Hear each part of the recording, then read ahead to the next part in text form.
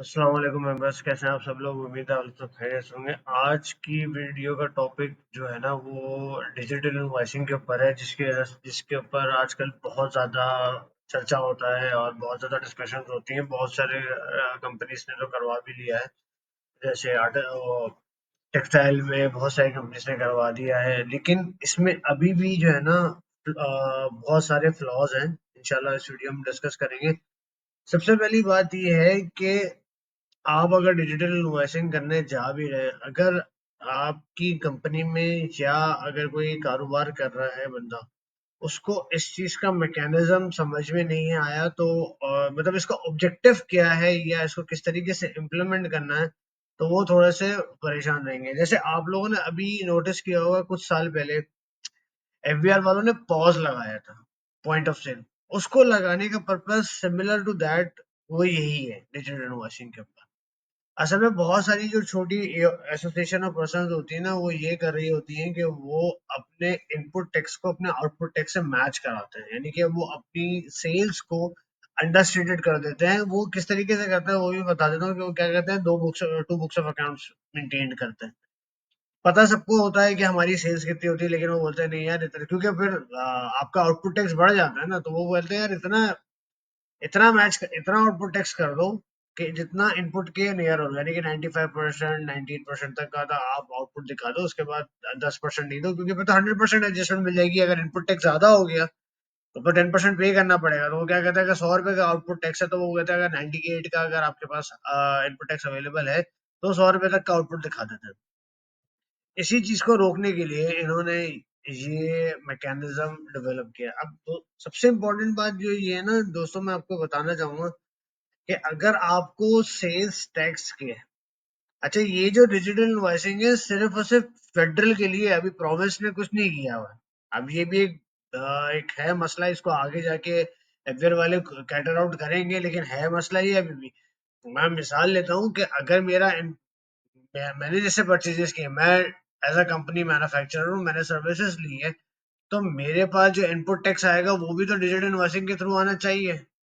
वो नहीं आ रहा होता, वो अभी तक प्रोविंस में नहीं हुआ होगा। ठीक है, सबसे पहली बात है ये फेडरल का है। अब किसी भी पर्सन को, किसी भी कंपनी या एओपी इंडिविजुअल्स को अगर सेल्स टैक्स के शेड्यूल्स के बारे में पता नहीं है, तो इसका मतलब है कि वो डिजिटल इनवॉइसिंग में बिल्कुल ही मतलब ब्लैंक है। इम्प्लीमेंटेशन उसकी अच्छी नहीं होगी। क्यों? क्योंकि वजह ये है, जो ये सैंडबॉक्स टेस्टिंग के जो सिनेरियोज हैं, आप इसको सारे देखेंगे ना, ये सारे वो हैं जो एक शेड्यूल से लिंक्ड है। और डिजिटल इनवॉइसिंग का जो फिजिकल फॉर्मेट भी है ना सर, वो भी बिल्कुल आपके एनएचएस सी से मैच करता है। यानी कि आपको उस प्रोडक्ट के बारे में डिस्क्रिप्शन, उसका एचएस कोड, अच्छा एचएस कोड से मैं बताता हूँ। मैं आपको कुछ बताना चाहूंगा कि लोग के अंदर ये चर्चा होती है कि फॉर एग्जाम्पल मेरा एक फिनिश गुड है जो मैंने बनाया, फॉर एग्जाम्पल पेन है, मैंने पेन बनाया, पेन का एक एचएस कोड है, लेकिन जो इसको जो इसको बनाने के लिए जो मेरे पास एचएस कोड रिसीव हुआ है, यानी कि मैंने जब वेंडर से और अपने सप्लायर से परचेजेस की हैं, तो वो डिफरेंट एचएस कोड से आएंगे। यानी कि इंक का अलग होगा, प्लास्टिक का अलग होगा, निप्स जो पेन की निब होती है उसका अलग होगा। तो आपको डिजिटल इनवॉइसिंग के अंदर जो मटेरियल से आप फिनिश गुड बना रहे हैं ना, उसका एचएस कोड डालने की जरूरत नहीं होती है। लोग इस पे भी कंफ्यूज होते हैं और बोलते नहीं यार, टैक्स एडवाइजर से ओपिनियन ले लो। यार आप खुद सोचें, यार आप सेल्स की इनवॉइस किसी को कर रहे हैं तो क्या उसमें ये बताएंगे लोगों को? कॉमन सेंस की बात है कि मेरा इनपुट मटेरियल इतना लगा, उसका एचएस कोड ये लगा। शजर नसब थोड़ी बताना उस इनवॉइस के अंदर, अपना उस प्रोडक्ट का शजर नसब थोड़ी बताना होता है आपको कि भाई मैंने इस सन में खरीदा था, उसका एचएस कोड ये था, उसका ये था। आप तो बोलोगे मैं जो सेल्स कर रहा हूँ, तो जिस सेल को फिनिश गुड की सेल कर रहा हूँ उसका एचएस कोड डालूंगा ना।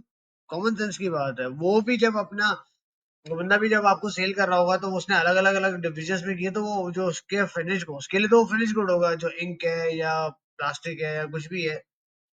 तो हर कोई बंदा एचएस कोड जो सेल्स का होगा वही कोड कैटर करेगा। अब एचएस कोड को देखने के लिए आपको अपने प्रोडक्ट के बारे में पता होना बहुत जरूरी है।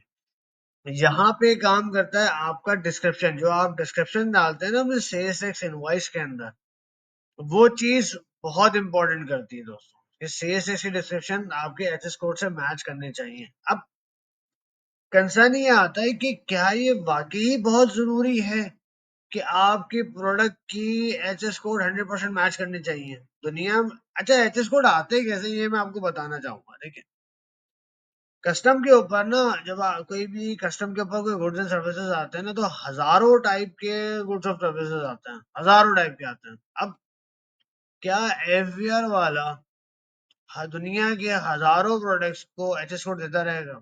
मैं आपको सिंपल सी एक मिसाल देता हूँ। अगर आप फूड आइटम्स के अंदर जाए ना सिर्फ, तो हजारों किस्म के फूड आइटम्स आएंगे। यानी कि अगर एक फूड आइटम लेंगे ना, जैसे आप चिली पाउडर है, अब चिली पाउडर की भी बहुत सारी कैटेगरीज हैं कि 1 नंबर, 2 नंबर, वियतनाम का, उसका दूसरे मतलब दूसरी दूसरी कंट्रीज का। तो क्या हर को एचएस कोड अलग देगा? इसी तरह फूड आइटम में हजारों चीजें हैं, तो आखिर में लिख देते हैं भाई ये एचएस कोड है फॉर अदर्स के लिए। तो क्या ये बहुत जरूरी है? क्या क्या डिपार्टमेंट इस पे आपको नोटिस कर देगा कि बोलेगा यार आपने तो एचएस कोड गलत डाला है भाई, आपके खिलाफ तो एफआईआर दर्ज हो जाएगी? ऐसा बिल्कुल भी नहीं है। रीजनेबल अप्रोक्सीमेटली जो नियरर टू होता है उसकी जरूर करें। हाँ, अगर किसी का एग्जैक्ट मिल जाता है बिल्कुल अच्छी बात है, एग्जैक्ट एचएस कोड जरूर डालें, मैं ये मना नहीं कर रहा। लेकिन इसके इसके लिए लोग जो है ना परेशान हो जाते हैं। खास तौर पे सीनियर मैनेजमेंट अपनी जूनियर्स की बजानी शुरू कर देते हैं। वो बोलते हैं तुमने तो गलत डाल दिया, डिपार्टमेंट का इशू आ जाए। मुझे आज तक किसी भी लिस्टेड कंपनी या वैसे किसी बेहतरीन से बेहतरीन कंपनी का किसी का नोटिस, सेल्स का नोटिस ये दिखा दें जिसमें उसने ये ट्रिगर आउट किया हो कि आपने एचएस कोड गलत डाला है। कोई एक नोटिस बंदा दिखा दे चले मुझे। हो सकता है कभी once in a blue moon तो कभी भी कोई भी आ सकता है, लेकिन ऑन द फ्रीक्वेंसी के बेसिस पे नहीं आता है, नहीं आता दोस्तों। इस पे भी मैं वही बोलूंगा कि आप सेल्स एक्स वालों को या एफबीआर वालों को अपने रेवेन्यू से कंसर्न है। आपके जो शेड्यूल्स के जो रेवेन्यू है ना, उससे कंसर्न है। मिसाल के तौर पे मैं लेता हूँ, अगर आपके पास आपका एक प्रोडक्ट है, वो जो है वो 18% पे चार्ज होना चाहिए था और आपने रिड्यूस रेट का डाल दिया, यहाँ पे कंसर्न आएगा। भले वो जो आपने प्रोडक्ट का एचएस कोड सही डाला, उसको उससे कंसर्न नहीं आएगा तो ज्यादा, but the thing is that वो ये बात बोलेगा जरूर कि आपने मेरा रेवेन्यू लॉस किया है, क्योंकि उस पर 18% चार्ज होना चाहिए था और आपने 8.5% लगा दिया। यहाँ वो कंसर्न कर सकता है। आप मेरी बात से डिसएग्री कर सकते हैं, लेकिन मैं मेरी ऑब्जर्वेशन ये है। मैं कोई 100% तो परफेक्शन नहीं है, लेकिन मैं आपको फिर भी इस चीज के ऊपर गाइड कर रहा हूँ। हाँ, मैं ये बोलता हूँ एचएस कोड की एक्यूरेसी जरूर है, लेकिन इस पे ना किसी से झगड़ना और बोलना भाई आपका ओपिनियन तो खराब है। अब आप इस चीज पे ओपिनियन ले लें, हजारों ओपिनियन आपको मिल जाएंगे, चाहे आप पीडब्ल्यू से लें, तहसील केपीएमजी से लें, चाहे किसी से भी लें। तो मैं ये एक सबसे इम्पोर्टेंट बात है कि आपको शेड्यूल्स का पता होना बहुत जरूरी है। अब मैं आपको, आप कभी सिक्स शेड्यूल में जाइएगा और वहां पे किसी भी प्रोडक्ट का देखिएगा, प्रोडक्ट का नाम एक होगा, उस प्रोडक्ट का, उस सप्लाईज का नाम जो है, चिली पाउडर हो गया, हल्दी पाउडर हो गया, पेंसिल्स हो गया, या उसके आगे इतने सारे एचएस कोड लिखे होते हैं कि सारे एचएस कोड डालेंगे आप? नहीं डाल सकते ना यार दोस्तों। मैं यही यही चीज कैटर आउट कर, इस वीडियो को बनाने का मकसद यही है कि आपको आपके प्रोडक्ट का शेड्यूल जो है ना, आपका जो प्रोडक्ट है उसको शेड्यूल से मैच करना जरूरी है, ना कि उसके एचएस कोड से 100% मैच करना जरूरी है। इसको समझने की कोशिश करें। यहाँ सीनियर मैनेजमेंट बहुत बजाती है, अपने जूनियर्स की बहुत बजाती है, मैं इस वजह से बात कर रहा हूँ। एक्यूरेट मिल जाए बहुत अच्छी बात है, नहीं होता आप अदर्स में भी डाल सकते हैं। कोई आप कोई नोटिस दिखा दें मुझे इस चीज के ऊपर, कभी नहीं रिसीव हुआ होगा नोटिस। दूसरी बात ये है, अब इससे हम आगे चलते हैं। आपके जितने शेड्यूल है ना, अगर आपने इस शेड्यूल्स को अपने अकॉर्डिंगली मैच करा दिया, किसी भी प्रोडक्ट, अगर किसी भी सिनेरियो को टेस्ट करना है ना दोस्त, किसी भी सिनेरियो को टेस्ट करना है, अपने एनएक्सएस में उस प्रोडक्ट की सारी डिस्क्रिप्शन डालना चेक कर लें कि वो आपके एनएक्सएस में उठ रहा है नहीं उठ रहा है। आसान आसान तरीका, रट्टे वाला तरीका, सुकून से आप बताएं। आप एनएचएससी में अपना एक प्रोडक्ट डालें, उसका एचएस कोड जो भी आपके रेट्स वगैरह हैं, आप वो डालें। उसके बाद आप चेक करके देखें कि आपका एचएस, क्या आपका आपका एफबीआर उस चीज को आइडेंटिफाई करता है, उस चीज को मानता है। अगर वही चीज होगी तो आपका रियल टाइम में भी सही उठेगा। मैंने यहाँ पे बहुत सारे सिनेरियो टेस्ट किए, हर किसी का सिनेरियो टेस्ट कर चुका हूँ मैं। और इस पे इसी चीज पे मैं आप लोगों से बोल रहा था कि देखिए दोस्तों, यही चीज है कि आपको शेड्यूल की आपको शेड्यूल की नोहा होना बहुत बहुत जरूरी है, बहुत बहुत ज्यादा जरूरी है। अगर आप इस चीज का नहीं करेंगे तो आप सारे सिनेरियोज, आप कोई भी सिनेरियो उठा लें। चले मैं आपको बारी बारी एक एक करके बताता हूँ। SN1 ली है, good at standard rate 18%। SN2 standard rate but 4% of क्या नाम है with holding, 4% for the tax. यहाँ मुझे पता है कि फर्दर टैक्स के बाद अगर आपके पास SRO 648 का रेफरेंस है तो ये एप्लीकेबल होगा आपके पास। अब यही चीज सिनेरियो में आपको टेस्ट करना पड़ेगा। जो आप आईटी वाले के साथ बैठेंगे, बोलेंगे भाई आईटी वाले इसके पास SRO 648 का रेफरेंस है कि ये एंड कंज्यूमर है, इसके ऊपर फर्दर टैक्स चार्ज नहीं होना चाहिए। वो आपको बता देगा इस चीज के ऊपर कि हाँ ये फर्दर टैक्स चार्ज नहीं होना चाहिए इसके ऊपर। यहाँ आईटी आपको हेल्प आउट करेगा। ये सिमिलर है कि जो NHSC की आपको एक पूरा स्क्रीन नजर आती है ना, उसको रियल टाइम कर दिया बस, और कुछ कोई कमाल की बात नहीं है इसमें। और इसमें सबसे इंपॉर्टेंट बात है आपको अपने कट ऑफ का, यानी कि 1 जुलाई और 30 जून का ख्याल रखना है बस। आगे चलने इससे इससे आगे भी आप आ जाए, ठीक है। अच्छा, आपने किसी को सेल की है, वो है ही अनरजिस्टर्ड। एक होता है इनएक्टिव, रजिस्ट्रेशन नंबर है उसका शीशे का लेकिन वो इनएक्टिव है, चले भाई फर्दर टैक्स चार्ज हो जाता है। अगर वो फिर एक है जो रजिस्टर्ड ही नहीं है। अब आप इसमें दो कैटेगरी है, मैं आपको बताता हूँ। एक बंदा अनरजिस्टर्ड नहीं है, उसको और उसकी जो सप्लाईज हैं वो एग्जाम सप्लाईज हैं, तो उसको किसी पागल कुत्ते ने काटा कि वो बोलेगा जाके कि अपने आप को रजिस्टर्ड करवाओ। मैं ये वर्ड सॉरी यूज कर लिया मैंने, लेकिन मैं बोलना नहीं चाहिए था, क्योंकि लोग समझते नहीं इस बात को भाई। हजार मैं जिस जिस जगह पे ऑब्जर्वेशन देखी ना, वो इसी बात को कि भाई अगर एक बंदा एग्जाम सप्लाई करता है उसको अपने आप को रजिस्टर करने की जरूरत ही नहीं है, क्योंकि उसका इनपुट टैक्स आउटपुट टैक्स वैसे ही मैच 0-0 हो रहा है। वो एप्लीकेशन फाइल करेगा, डिपार्टमेंट बोलेगा लो आगे इंस्पेक्शन कर लो, मैं तो एग्जाम सप्लाई करता हूँ, उसमें तो उसको कुछ भी नहीं होगा। एक बंदा है जो अनरजिस्टर्ड है बल्कि वो हेड का एंड कंज्यूमर, कैसे आप फर्दर टैक्स लगा सकते हैं? तो आप ये देख रहे हैं इंपॉर्टेंस SRO की और शेड्यूल की इंपॉर्टेंस चेक करें। उसके बाद है steel, sale of steel metal, आगे लिखा हुआ है उसका सेल टाइप, उसमें लिखा हुआ है ये आपके पास सेल मेटलिंग, ये भी शेड्यूल से है। सेल ऑफ शिप ब्रेकिंग वो भी लिखा हुआ है। रिड्यूस, अब यहाँ इन्होंने अपनी जान छुड़ा ली, देख लो यहाँ इन्होंने अपनी जान छुड़ा ली। रिड्यूस रेट सेल्स, चलो भाई पूरा 6 शेड्यूल ले लो अब जाके, वो रिड्यूस रेट में 8 शेड्यूल ले लो अपना पूरा, घूमते रहो उसमें। अगर आपको शेड्यूल का रेफरेंस पता होगा, आप आराम से अपने प्रोडक्ट को पॉइंट आउट कर सकते हैं। एग्जाम सप्लाईज 6 शेड्यूल आप देख रहे हैं। Sale of third schedule item, third schedule item के ऊपर बात की है। आप थर्ड शेड्यूल आइटम के ऊपर आप थर्ड शेड्यूल में आ जाए। यहाँ आप सारी चीजें वो देख रहे हैं जो शेड्यूल से रेफरेंस हो रही है। अब इन्होंने, अब यहाँ पे देखिए इन्होंने एक चीज क्या नोट की, जब मैं SN8 पढ़ने, SN9 पढ़ने जा रहा, SN009 पढ़ रहा, cotton spinning purchase from cotton zener, भाई ये किस शेड्यूल में आता है? मुझे एक बात बताएंगे। यहाँ ये इंडस्ट्री स्पेसिफिक हो गए, यहाँ पे ये इंडस्ट्री स्पेसिफिक हो गए। आपको ये क्या, जो कॉटन जिनर वाले होते हैं, क्या उनपे ये goods at standard rate applicable नहीं हो सकता? 18% की इनवॉइस करते होंगे ना वो।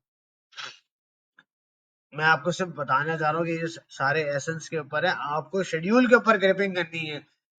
आप ये भी किसी शेड्यूल में जाता होगा, देखिए शेड्यूल के अलावा तो कोई टैक्स रेट नहीं लग सकता ना, एक डिफॉल्ट रेट है, उसके बाद थर्ड फिफ्थ सिक्स सेवन जो भी है उसके हिसाब से चल रहा है। उसके बाद ये कह रहे मोबाइल ऑपरेटर 9 शेड्यूल पे आ गए सर आप। Toll manufacturing sale of steel, क्या ये किसी टोल मैन्युफैक्चरिंग आगे उसने लिख भी दिया है? टोल मैन्युफैक्चरिंग किसी शेड्यूल में आता है क्या? नहीं, ये एक इंडस्ट्री स्पेसिफिक है, इसमें भी स्टैंडर्ड रेट लगता है। टोल मैन्युफैक्चरिंग दोस्तों याद रखना कभी भी सर्विस नहीं है, बहुत लोग ब्लंडर करते हैं इसके अंदर। टोल मैन्युफैक्चरिंग को सर्विस लेते हैं। टोल मैन्युफैक्चरिंग मैन्युफैक्चर की डेफिनेशन में फॉल करता है, और मैन्युफैक्चरर हमेशा हमेशा गुड्स एंड सप्लाईज में आता है। छोटी सी बात। फिर उसके सेल ऑफ पेट्रोलियम गैसोलीन, क्या ये आपके किसी शेड्यूल में नहीं आता होगा? बिल्कुल आते होंगे, ये सारे किसी ना किसी शेड्यूल में आते होंगे। सिर्फ आपको ट्रेकर आउट करना है कि आपका कौन सा सिनेरियो लगता है कि शेड्यूल में लगता है, आप उस चीज को टेस्ट करवाएं अपना आईटी के साथ बैठ के, 100% मैच होगा यार। मैंने वो खुद करवा लिया 3 कंपनी से, तो मैं वैसे बता रहा हूँ सिनेरियो, और 2-2 दिन, 1.5-1.5 दिन में उनका सारा सारा काम हो जाए। मुश्किल से मुश्किल सिनेरियो लगा लें आप, निकल जाएगा काम आपका, मसला नहीं होता। तो ये सैंडबॉक्स की कुछ टेस्टिंग है डिजिटल इनवॉइसिंग के ऊपर। आप अ, अगर आप लोग का कोई फीडबैक है तो आप मुझे इस पे जरूर दीजिएगा। अब हम थोड़ी सी ऐसी डिस्कशन कर लेते हैं इसके ऊपर कि भाई ये ये इस चीज को लाने की, इसको करने की जरूरत क्या पेश आ रही है? मैंने शुरू में भी जैसे ये बात की थी कि बहुत ज्यादा आजकल इम्प्लीमेंटेशन। अच्छा, एक और बात हो रही थी, लोग बहुत बड़े कंसर्न होते हैं कि भाई इसमें अ, मतलब एक्सटेंशन तो लोग अप्लाई कर रहे हैं अभी भी बहुत सारे लोग तो, और डिपार्टमेंट लेवल पे भी बहुत सारे काम पेंडिंग है। अच्छा, मैं एक बात आप लोगों को सबसे पूछना चाहूँ, एक बंदा डिजिटल इन्वेस्टिंग में, आप लोग सबके लिए एक सिनेरियो है, आप लोग प्लीज मुझे इसका कमेंट जवाब जरूर दीजिएगा। आपने एक सेल की, ठीक है, जनवरी में एक सेल की आपने ₹1,00,000 की, ठीक है, डिजिटल इन्वेस्टिंग में आपने कर दी। ये चैलेंज है आप लोगों के लिए, मुझसे भी डिस्कस कीजिएगा, मैं परेशान हूँ इसमें। जिस बंदे को सेल्स की है वो सेल्स टैक्स में रजिस्टर्ड नहीं है, ठीक है, इनकम टैक्स में रजिस्टर्ड है, सेल्स टैक्स में नहीं। अगले महीने जाके वो रिटर्न कर देता है, वो बोलता है मुझे आपका प्रोडक्ट नहीं चाहिए, ठीक है, अगले महीने आपका रिटर्न कर देता है। आपको पता है डेबिट नोट क्रेडिट नोट का मैकेनिज्म चेंज हो गया। अब जो बायर होता है वो क्रेडिट नोट डालता है, डेबिट नोट डालता है, और आप इसको एक्सेप्ट करते हैं क्रेडिट नोट। क्या इस सिचुएशन में पॉसिबिलिटी एग्जिस्ट कर सकती है कि वो डालें? वो तो सिस्टम में रजिस्टर्ड ही नहीं है, क्या करेंगे आप? क्या आप उसको बोलेंगे भाई हमने तो पे कर दिया, भाई डिपार्टमेंट में जाके डिपार्टमेंट से लड़ ले जाके? वो कभी मानेंगे आपकी बात को? वो तो कभी भी नहीं मानेगा वो आपकी बात को। वो थोड़ी बोलेगा कि मेरा नुकसान हो गया। इस चीज को डिजिटल इनवॉइसिंग में बहुत ज्यादा कैटेगरी का, अब मैं इसका आपको एक सोल्यूशन बता देता हूँ, सिंपल सी बात है। हाँ, और वैसे भी अगर डिजिटल इनवॉइसिंग नहीं भी होती तब भी बहुत आसानी होती है। सबसे पहली बात तो ये देख लिया करें कि क्या उस सेल के अंदर अनसर्टेनिटी एग्जिस्ट करती है कि वो वापस कर देगा। बहुत सिचुएशन में नहीं भी होती, और अगर कोशिश करें तो जो रिटर्न आप लोगों ने डाला है फरवरी में डाल के, उसको जनवरी में ही डालना है। अब आप बोलेंगे यार ये क्या अजीब सी बात की है, जनवरी में डालेंगे ना तो आपका प्लस एंड माइनस दोनों मैच हो जाएगा, आपको वो सेल ही रिपोर्ट नहीं करनी पड़ेगी। फॉर एग्जाम्पल, मैंने अगर सेल रिपोर्ट करनी है, मैंने जनवरी में ही देख लिया, जनवरी में सेल की, और जनवरी को 15 तारीख से पहले पहले मैंने देख लिया कि यार इसका तो रिटर्न आ गया है, रिटर्न में इसको पीछे ले जाता हूँ। एंट्रीज तो पीछे करनी है, और क्या करना है, एंट्रीज तो पीछे कर सकते हैं ना। यहाँ फाइनेंशियल रिपोर्टिंग का भी बहुत बड़ा एलिमेंट है। आप उसको 15 से पहले पहले आप रिपोर्ट कर दें, ताकि पता लगा कि वो जो प्लस में था, प्लस और माइनस माइनस हुआ, आपका सेल्स टैक्स बच गया, उसका भी बच गया, आपका भी बच गया। अगर आप मेरी इस बात से एग्री करते हैं तो जरूर बताइएगा, वरना बहुत मसला होता है। यहाँ पे जो रजिस्टर्ड लोग होते हैं, जो सिस्टम में रजिस्टर्ड होते हैं, वो डेबिट नोट इशू करते हैं, उनको सालों साल लग जाते हैं। बोल बोल के करते, नहीं नहीं नहीं करते रिटर्न। तभी तो अकाउंट जो है वो अनरिकनसाइल आइटम्स में पड़े रहते हैं, रिसीवेबल्स जो है वो अनरिकनसाइल पड़े रहते हैं। उसकी वजह यही होती है सबसे बड़ी, कि लोग बोलते हैं सेल एक दफा रिपोर्ट कर दी उसके बाद छोड़ दो बस। तो ये कुछ चीज। अच्छा सॉरी, मैं अपने टॉपिक से हट गया था, डिजिटल इनवॉइसिंग के ऊपर बात आ रही है। सबसे दूसरी इंपॉर्टेंट चीज ये है कि आप डिजिटल इनवॉइसिंग कर लेंगे, आप लोग को कट ऑफ्स का बहुत ख्याल रखना पड़ेगा।